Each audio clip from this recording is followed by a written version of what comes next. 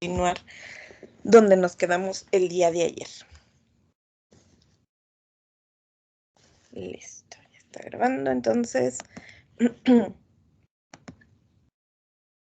ahí debe estar viéndose ya la pantalla. Me voy a regresar un poquito nada más para no entrar en ceros, retomar un poco lo que revisamos la sesión pasada.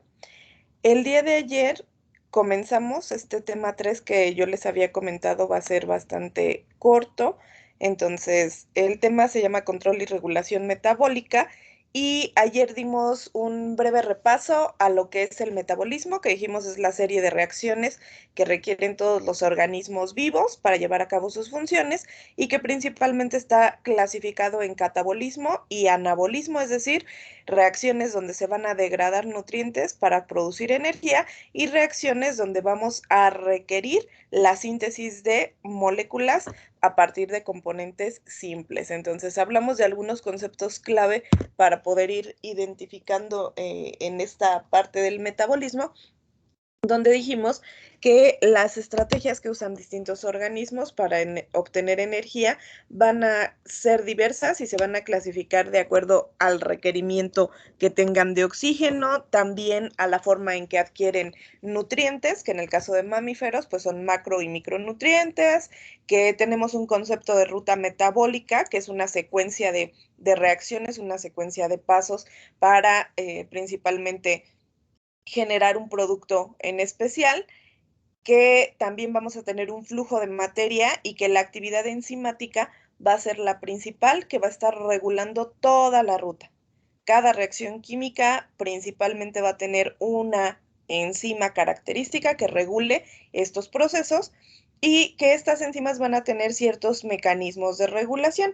Entonces, hablamos un poquito de la clasificación de acuerdo a la toma de nutrientes, que tenemos dos grandes grupos, autótrofos y heterótrofos, y los autótrofos a su vez se clasifican en quimiolitótrofos y fotoautótrofos, es decir, de acuerdo al requerimiento que van a tener para compuestos orgánicos o inorgánicos a partir de los cuales obtienen la energía, y también mencionamos un poquito cuál va a ser la clasificación de acuerdo al agente oxidante que utilicen, si son aerobios o si son anaerobios, y de los anaerobios igual vamos a algunos que son facultativos, es decir, que pueden seleccionar ahora sí que dentro de su metabolismo cómo crecer en presencia o en ausencia de oxígeno, y algunos que van a ser obligadamente anaerobios, es decir, que si hay oxígeno, pues prácticamente por la reactividad del oxígeno se van a andar muriendo. Entonces, creo que lo último que estuvimos revisando fue un poquito retomar las moléculas energéticas que dijimos van a ser partícipes importantes, indispensables prácticamente en todas las rutas metabólicas. No en todos los pasos, recuérdenlo bien, pero sí en todas las rutas metabólicas vamos a requerir un aporte o producir una ganancia energética. Entonces, tengan bien en consideración, no olviden nuestras moléculas energéticas por excelencia, el ATP, el poder reductor en forma de NAD o NAD-fosfato, que debe de estar por ahí disponible en forma oxidada o en forma reducida, dependiendo la ruta metabólica de la que estemos hablando. Y estos dos, tanto las moléculas de alta energía como el ATP o el ADP y el poder reductor, van a dar lugar a biomoléculas que justo por la cantidad de fosfatos que tengan, se consideran compuestos de alta o baja energía. Y finalmente revisamos un poquito ahí como que la generalidad del catabolismo, sobre todo del catabolismo en mamíferos, donde mencionamos vamos a tener tres grupos principales de biomoléculas que ya se vieron, se repasaron todas las rutas, tanto de síntesis como de degradación en asignaturas previas y un poquito todavía en esta en cuanto a la parte de aminoácidos. Y aquí mencionábamos, vamos a tener en este caso, tres grupos grandes: proteínas, carbohidratos, aquí marcados como polisacáridos, y lípidos, que en este caso nos ponen como triacilgliceroles. Entonces, a partir de cualquiera de estos, podemos ir siguiendo las rutas metabólicas, en este caso del catabolismo, la ruta degradativa, donde sabemos que pues las flechas nos van a representar una secuencia de pasos bastante larga para llegar a obtener ya sea compuestos intermediarios o productos finales que sean tanto para reciclaje o para desecho ya del organismo. Entonces, ¿qué es importante identificar aquí? Pues lo que ustedes ya ubican.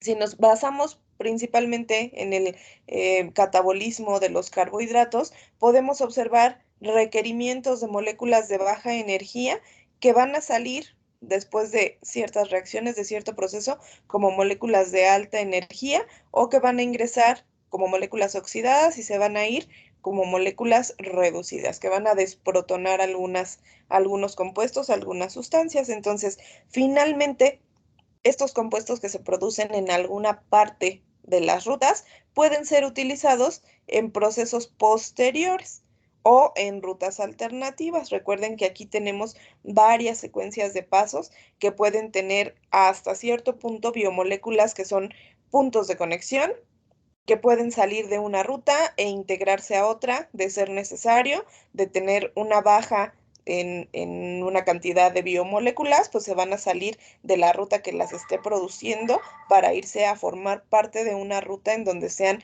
más indispensables de forma momentánea. Recuerden que todas estas rutas metabólicas que se presentan aquí, pues justamente tienen lugar a veces al mismo tiempo, de acuerdo al requerimiento del organismo, que a veces no es nada más unicelular, sino multicelular. Entonces, muchos tejidos pueden tener requerimientos específicos en cierta situación, en cierto momento.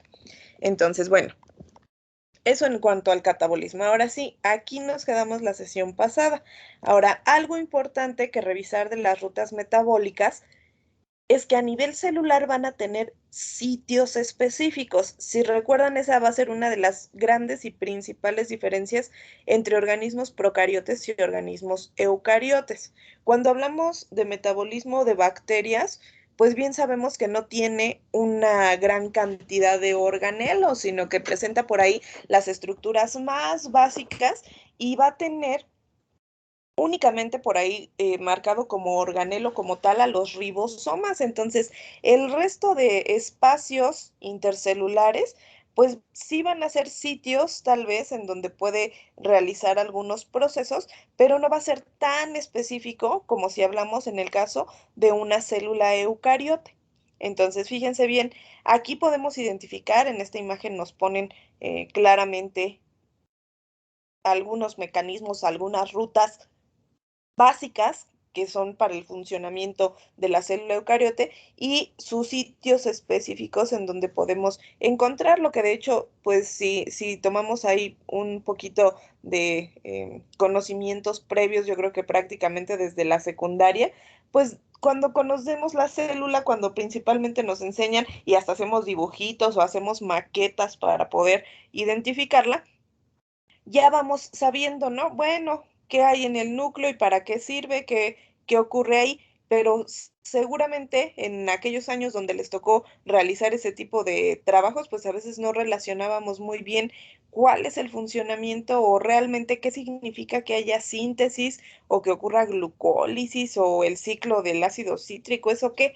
Pero, pues ya a estas alturas, donde ya revisamos ahora sí que ruta por ruta, paso por paso, pues ya nos vamos dando cuenta de la complejidad y de la importancia ahora sí que de que nuestra célula pareciera ser una ciudadcita pequeña donde es necesario la participación de todos los componentes que están ahí. Si alguna parte no funciona, pues la célula se va a ver por ahí en aprietos realmente, ¿no? Como si nosotros mencionáramos aquí en nuestras ciudades, de pronto no pasa el camión de la basura y, ay, ¿qué vamos a hacer con todos los desechos que se están acumulando, ¿no? O de pronto, híjole, ya cerraron las carreteras y no llega la comida, uf, pues entonces, ¿de dónde vamos a sacar alimentos para poder funcionar? O de pronto, como ya hemos visto, pues dejaron de funcionar las escuelas. Y entonces, ¿qué pasó? Pues los chiquillos ya se atrasaron y ya no tienen ni la menor idea de lo que debieron revisar en este último periodo de clases y además, pues el tiempo no regresa. Entonces, pues ya tuvimos por ahí un problema grande. Entonces, prácticamente la representación del esquema celular viene a confirmarnos lo que ya sabemos. En un sistema, todas las partes que formen la totalidad van a tener generalmente una función, no están ahí por nada, sino que tienen una función específica y esa función mantiene el buen funcionamiento general del sistema.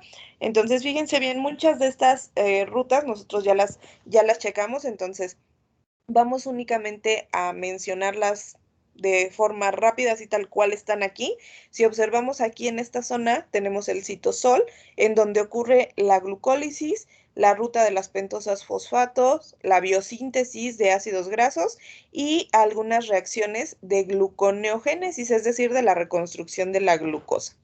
Observamos el retículo endoplásmico liso. Recuerden, el liso es donde no hay ribosomas, que sería esta parte de aquí, en este esquema. Aquí tenemos la biosíntesis de lípidos y de esteroides, como cuál, como el colesterol. Acuérdense que por ahí esa parte también ya se revisó. Tenemos la mitocondria, donde aparece el ciclo del ácido cítrico, el transporte de electrones o la cadena transportadora, la fosforilación oxidativa, la beta oxidación, que también es conocida como la oxidación de ácidos grasos, y la ruptura de algunos aminoácidos, que ya también revisamos en el tema 1. Tenemos el aparato de Golgi, que nos dice justamente, es parte de lo que vamos a estar revisando también en temas posteriores. Tenemos el procesamiento posttraduccional de proteínas, tanto de membrana como proteínas secretoras. Y tenemos también la formación de algunas vesículas secretoras o de la membrana plasmática. Si observamos por acá el retículo endoplásmico rugoso, que es todo esto que sí tiene ribosomas, aquí vamos a tener la síntesis de proteínas y proteínas tanto de secreción o de unión a membrana. Y en el núcleo, lo que nos va a hacer de gran importancia todavía en este tema 3, la replicación y la transcripción del DNA para procesamiento del RNA. Tenemos también los peroxisomas, en donde ocurren algunas reacciones que van a prevenir principalmente procesos que dañen a las moléculas, procesos como la oxidación. Y tenemos a los lisosomas que nos van a permitir la digestión enzimática, es decir, que van a ir degradando realmente lo que ya no sirva, pues se va a ir directamente al lisosoma, que dijimos es como nuestro botecito de basura. Entonces, prácticamente en cada uno de estos organelos celulares existe una función específica. Durante este curso, durante estos temas siguientes, nos vamos a dar cuenta que en realidad pareciera que la célula tiene ahora sí que un protagonista, que justamente va a ser el DNA, y que todo el resto de biomoléculas que ya hemos venido viendo van a ser como proteínas y biomoléculas en general accesorias, no tanto porque no sean protagonistas o la función sea menos importante, sino porque en general el DNA va a ser el que controle todo lo que funciona a nivel celular. Entonces, vamos a tratar de verlo así, tal cual como un protagonista desde aquí en adelante. Sobre todo porque a partir del movimiento que tenga esta información genética es que vamos a lograr que nuestra pequeña célula funcione adecuadamente. Entonces, fíjense bien, vamos a entrar primero con la regulación a nivel enzimática y aquí pues vamos a retomar un poquito conceptos que igual ya han estado ustedes revisando previamente, no solo en esta asignatura, pero que nos llevan nuevamente a recordar qué es lo que ocurre con cada una de estas biomoléculas y por qué son necesarias e indispensables a nivel de regulación del metabolismo. Entonces, fíjense bien, a nivel enzimático, pues nosotros ya de inicio ubicamos que si hablamos de enzimas, estamos hablando de proteínas, que son biomoléculas formadas por aminoácidos, que estos aminoácidos tienen una estructura característica donde pertenece un grupo carboxilo, un grupo amina, un carbono central y una parte radical. Ubicamos que tenemos 20 aminoácidos estándar, que existen algunos otros aminoácidos que también ya revisamos, como la ornitina y la citrulina, que son específicos de algunas rutas metabólicas y que además dentro de, por ejemplo, los 20 aminoácidos estándar, algunos son esenciales porque necesitamos consumirlos de la dieta diaria, otros se consideran no esenciales porque podemos producirlos a partir de lo que hayamos consumido de las biomoléculas que ya tenemos, etcétera. Entonces, finalmente llegamos a una clasificación general de las enzimas, ya que ubicamos que la función enzimática principal va a ser catalizar las reacciones de las rutas metabólicas. Y entonces, pues retomamos aquí un poquito lo que también ya ubican desde semestres anteriores. Existe una clasificación general de las enzimas y esta clasificación va a ser de acuerdo a la reacción que estén catalizando. Entonces, ¿a qué le llamamos catálisis? Pues justamente al proceso que realizan, al hecho de ayudarle al sustrato a convertirse en un producto. Entonces, ¿qué ocurre aquí? Si nosotros observamos, por ejemplo, este esquema, pues aquí tenemos nuestra enzima marcada como si fuera un globito de color verde y tenemos un sustrato. El sustrato se va a unir a un sitio activo que tiene la enzima y esta enzima va a realizar algún tipo de modificación en el sustrato, de manera que finalmente nosotros vamos a tener un producto distinto al que entró y una enzima que no debe de sufrir modificaciones. ¿Por qué? Pues porque finalmente vuelve a quedar en el mismo estado, en la misma forma, para volver a recibir otro sustrato, transformarlo y liberarlo. Entonces, bueno, esa es la principal función, en este caso de estas biomoléculas con actividad enzimática.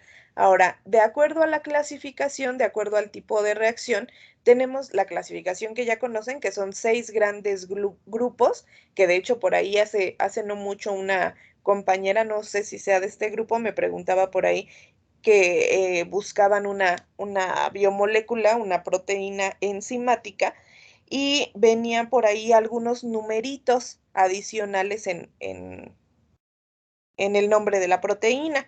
Y me decías que, ¿qué significarán esos números? Ah, bueno, pues de acuerdo, si se fijan aquí a la clasificación nos da un número inicial. Entonces tenemos óxido reductasas con el número 1, transferasas con el 2, hidrolasas con el 3, liasas con el 4, isomerasas 5, ligasas 6.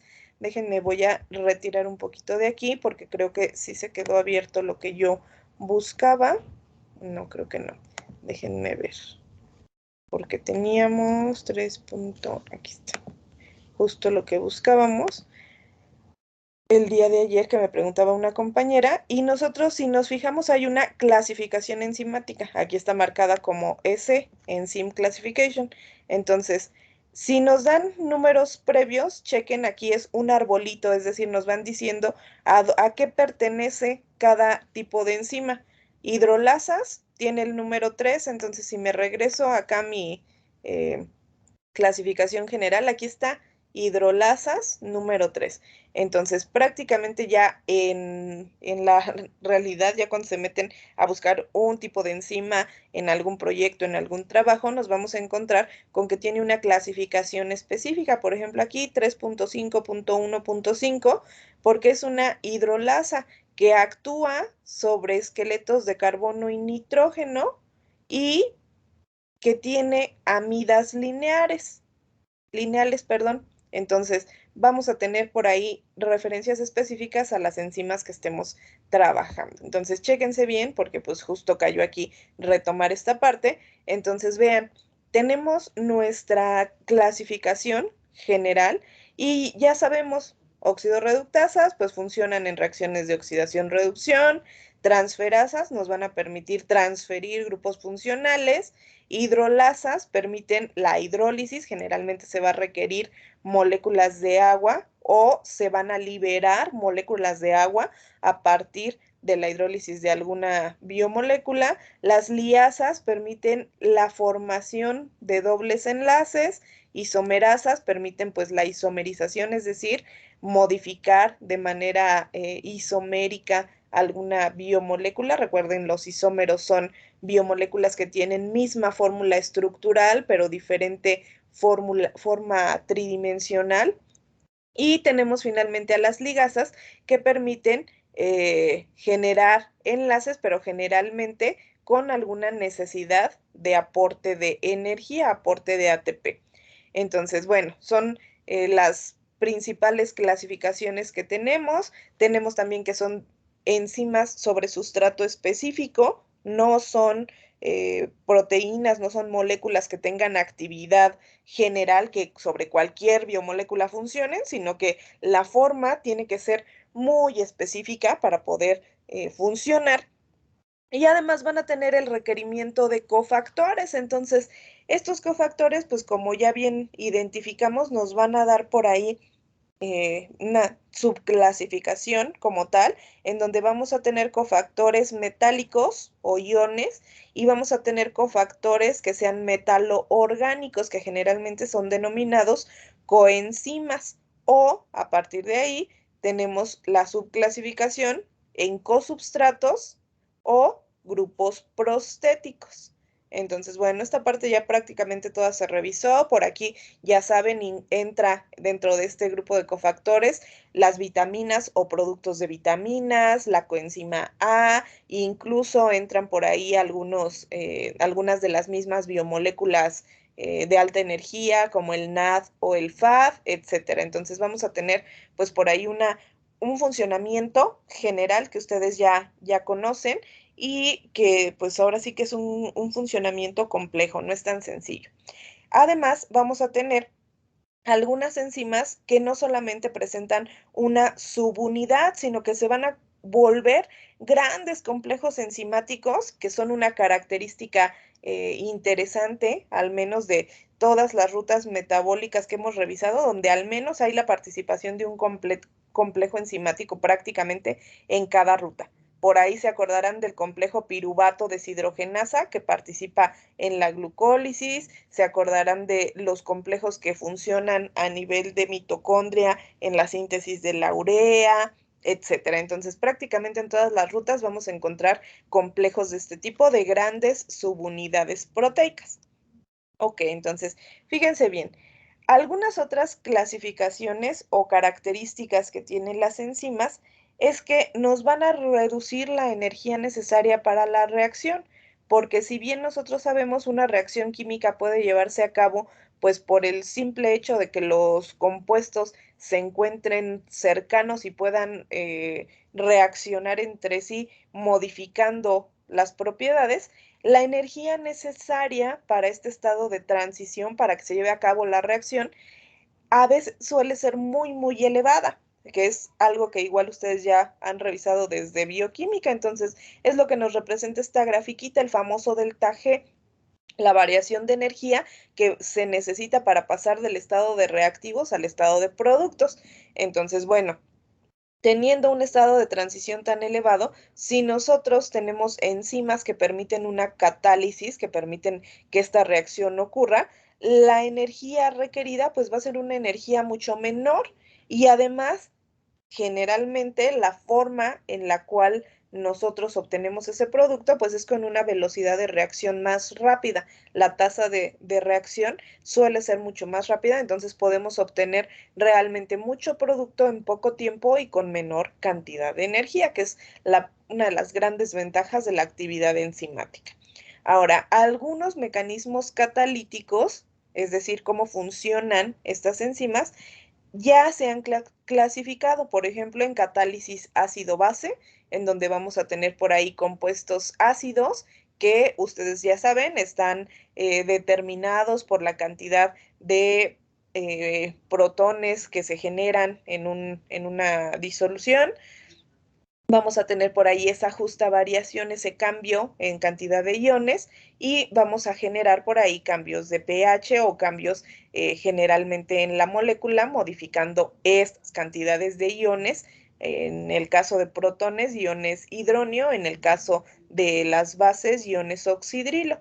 Tenemos también catálisis covalente, en donde vamos a observar por ahí modificaciones en cuanto a los enlaces formados, enlaces sencillos, enlaces dobles. Tenemos catálisis metal-ion, es decir, donde vamos a tener algún metal o algún ion que va a cambiar justamente entre estas formas, entre ser un metal en su forma neutra o encontrarse en forma de iones cargados positiva o negativamente. Tenemos también efectos de proximidad y de orientación, es decir, qué tan cerca se encuentra un sustrato de la proteína y qué orientación tiene. Aquí está muy relacionado sobre todo a las proteínas isoméricas, si tiene una orientación que no es conveniente o que no es funcional para las reacciones de alguna ruta, y finalmente pues las proteínas isoméricas hacen el cambio completo para poder tener un isómero que sí sea funcional.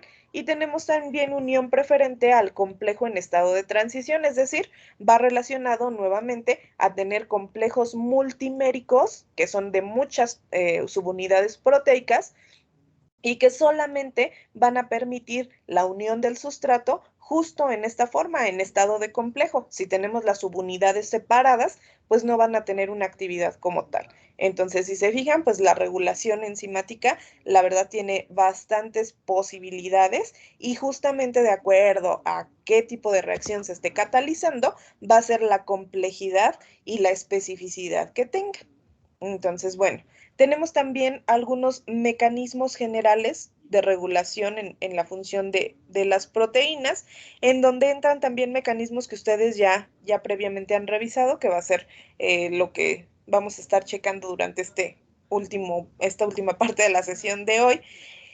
Los primeros, que son mecanismos alostéricos, y los segundos, que son mecanismos no alostéricos. Entonces, alostéricos, dijimos, puede ser que se activen o inactiven de forma reversible las enzimas.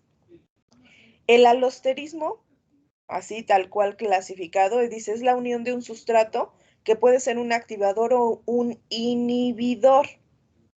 ¿Para qué? Para generar una afinidad por el sustrato y funcione como tal la catálisis de la reacción química.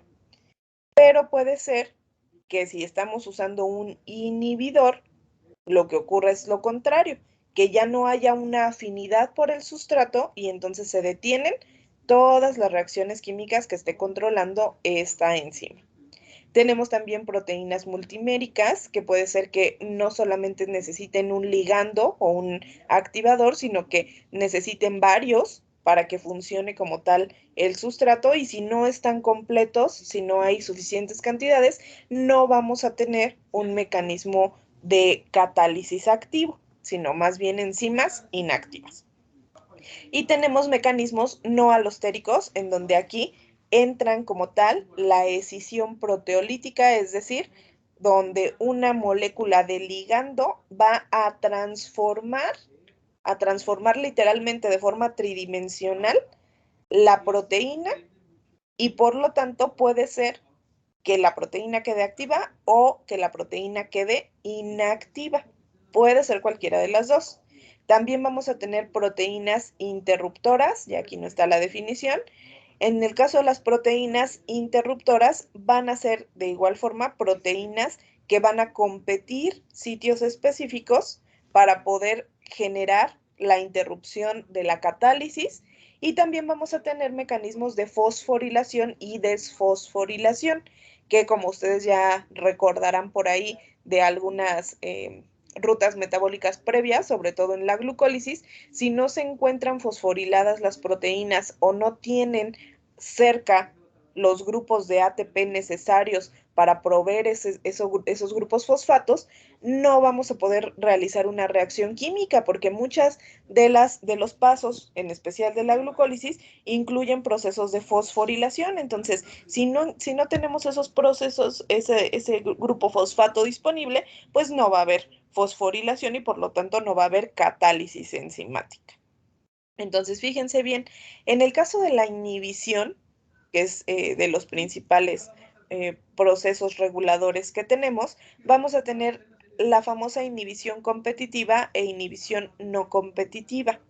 En el caso de la inhibición competitiva, hablamos de un sustrato que no puede unirse a su enzima porque alguna otra biomolécula, algún otro producto que está por ahí disponible, ocupa el sitio activo. Entonces le compite el sitio como tal y inhibe, ya no permite que se una el sustrato adecuado y por lo tanto ya no tenemos una reacción química como debiera.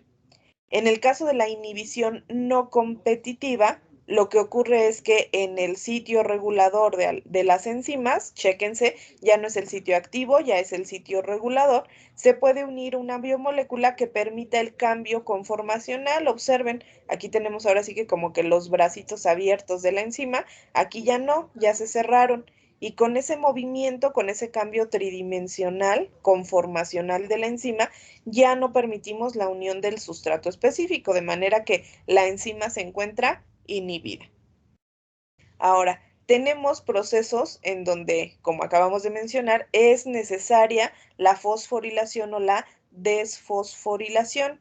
Pensemos, por ejemplo, en las famosas proteínas sinasa o proteínas fosfatasa que van a permitir cambiar una enzima del estado inactivo al estado activo. Observen, en el caso de una enzima inactiva, en este caso, tenemos la enzima y un grupo OH, un grupo hidroxilo. Llega una proteína sinasa, remueve el grupo hidroxilo y con ayuda de ATP le deja un grupo fosfato.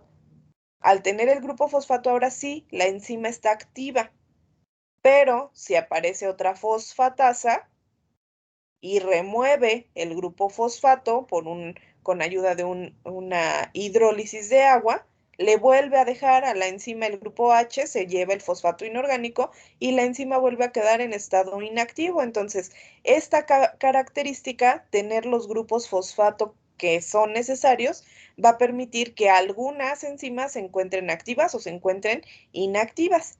Tal es el caso de lo que tenemos aquí del lado derecho, la actividad proteolítica regulada en el caso de una GTPasa. Observen la alternancia que existe entre activación e inactivación.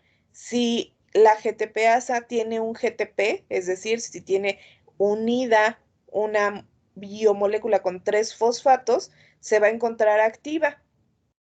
Pero entonces puede ser que tenga alguna función como tal, que ya haya hecho alguna reacción química, libera un grupo fosfato y entonces aquí tenemos una GTPasa con una molécula de menor energía, con un GDP, y de esa forma ya queda inactiva, ya no podemos volver a utilizarla hasta que vuelve a aparecer otro GTP y sustituye al GDP o en su caso deja el grupo fosfato para que vuelva a estar en forma activa. Entonces, realmente son pues proteínas que nosotros ya venimos revisando desde diversos rutas metabólicas, desde diversos mecanismos, en donde tenemos esta alternancia entre activación e inactivación y regulación alostérica. En el caso de todas las rutas, creo yo, que hemos revisado, existen al menos una, dos, tres o hasta más proteínas que son los sitios de regulación porque tienen este tipo de procesos, regulación alostérica por inhibición o activación. Entonces, fíjense bien, en el caso de la activación, pues ya nada más igual es recordar un poquito, vamos a tener diferentes modos, diferentes formas de regulación alostérica. Tenemos regulación activada por sustrato, tenemos también activación recíproca, tenemos bucles de retroalimentación negativa, bucles de retroalimentación positiva y activación mediada por precursores.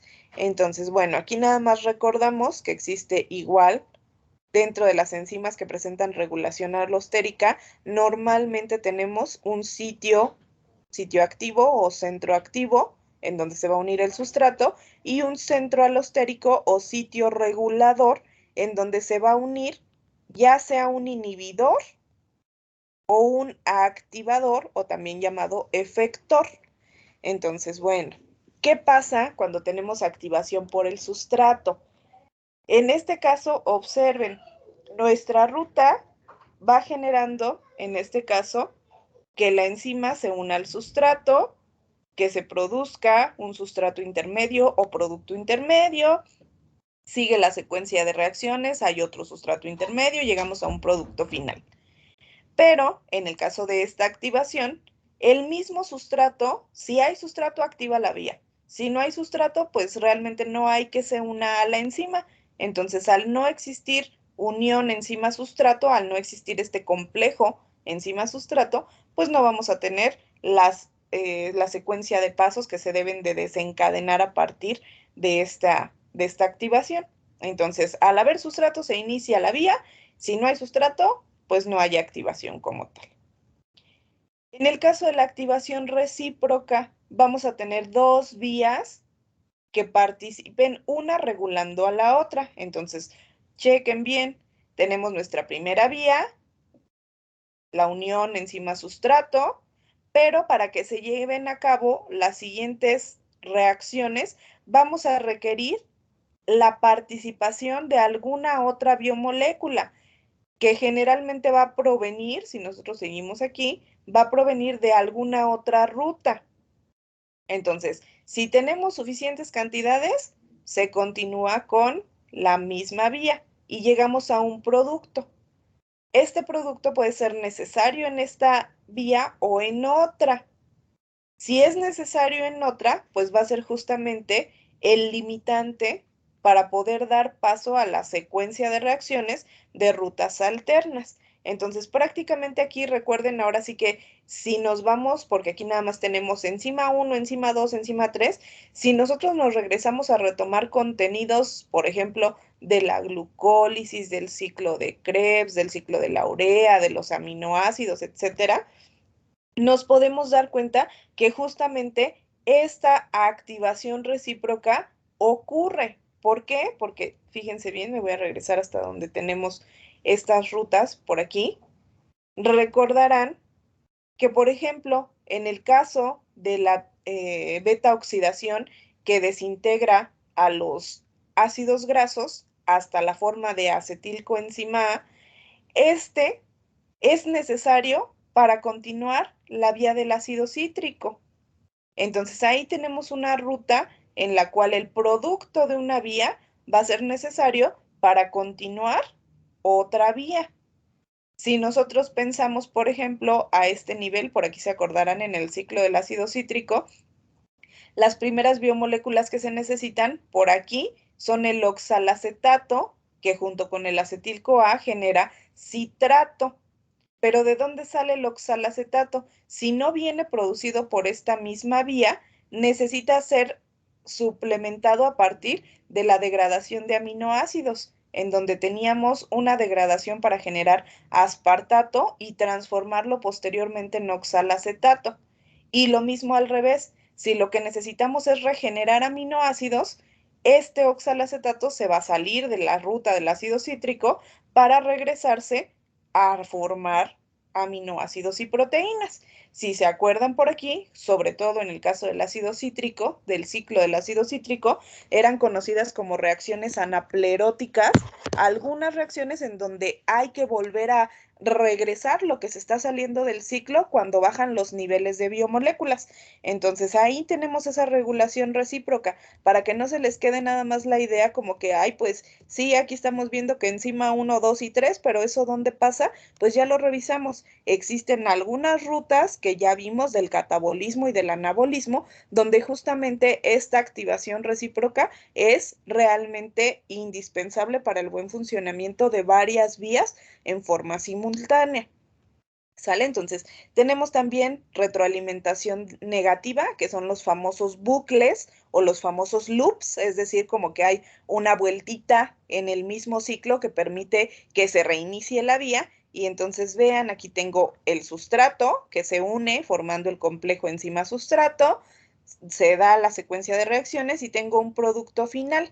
Cuando se genere este producto final, se une a la proteína, se une a la enzima y al unirse le da la indicación, bueno, ya generamos producto, ya no necesitamos más, ya no continúes la ruta. Entonces se une aquí, se inhibe la vía y ya no generamos más. ¿Hasta cuándo se vuelve a generar? Pues hasta que a nivel celular se genere o se detecte una necesidad otra vez de productos finales.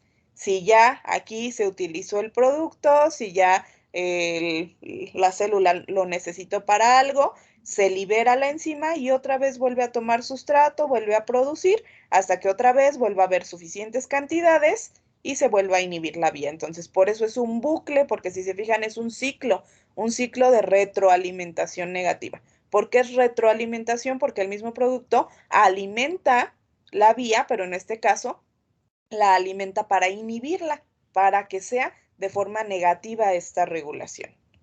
Tenemos la retroalimentación positiva, que es pues prácticamente un mismo ciclo, una misma vía, pero en este caso en vez de inhibir se permite la activación. Si hay producto, se activa la vía y sigue generando más producto, se sigue activando la vía, más producto y así damos muchas vueltas y esta retroalimentación, este ciclo, este bucle de alimentación positiva justamente es de las rutas que permiten rápidamente generar mucho producto en poco tiempo, porque si genero más producto, está más activa la vía. Entonces, mientras más producto, más activa, más producto, más activa, pues generamos muchísimos productos finales en un tiempo muy reducido. Y tenemos activación mediada por precursores, es decir, alguno de los sustratos intermedios de la vía es necesario posteriormente para que la vía continúe su camino para llegar al producto final.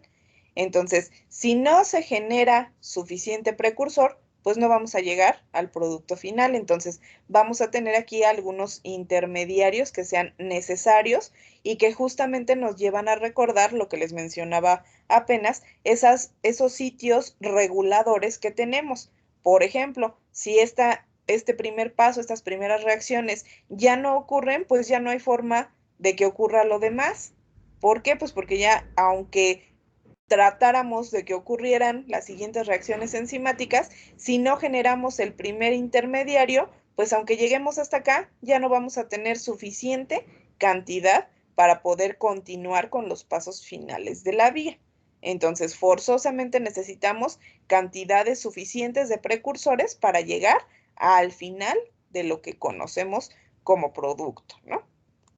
Y hasta aquí le vamos a dejar. El día lunes tenemos nuestra evaluación y el día martes vamos a continuar con la regulación a nivel de ADN. Entonces aquí nada más lo único que nos queda, hasta aquí dejamos ya con regulación enzimática, que era meramente que recordaran cómo se dan estos procesos reguladores, porque ya nos vamos a pasar a identificar, bueno, ya vimos muchas vías, ya vimos rutas metabólicas de biomoléculas muy distintas y desde aquí lo que nos va a interesar ya, lo que nos vamos a enfocar es cómo se regula la modificación del ADN, cómo llegamos a que realmente el ADN dé instrucciones a la célula para el buen funcionamiento de todo.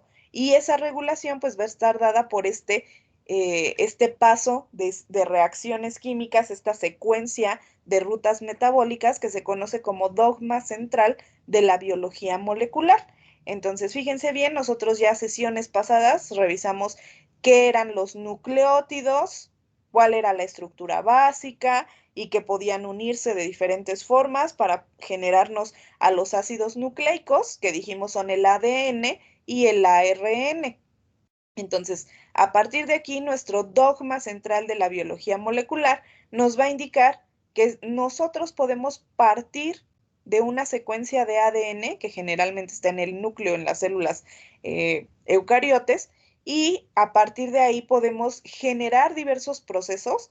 El primer proceso se denomina transcripción, a partir del cual de nuestras dobles hélices de ADN vamos a generar una sola cadena de ARN y posteriormente, con el apoyo de algunos organelos celulares, vamos a generar el cambio, la traducción, es decir, cambiamos de un lenguaje de nucleótidos a un lenguaje de aminoácidos para producir proteínas que finalmente pues van a dar la función ya como tal a la célula, la función que necesiten, recordando que hay estructurales, de transporte, enzimáticas, etcétera, etcétera, y pues esto va a ser la base de lo que estemos revisando siguientes sesiones.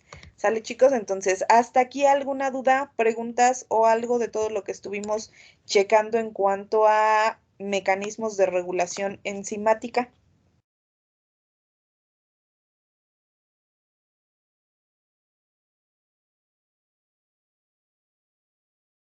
No, nada. Ok, bueno. Entonces hasta aquí le dejamos y nos vemos el día lunes para su evaluación. Que tengan un bonito fin de semana, chicos. Hasta la próxima.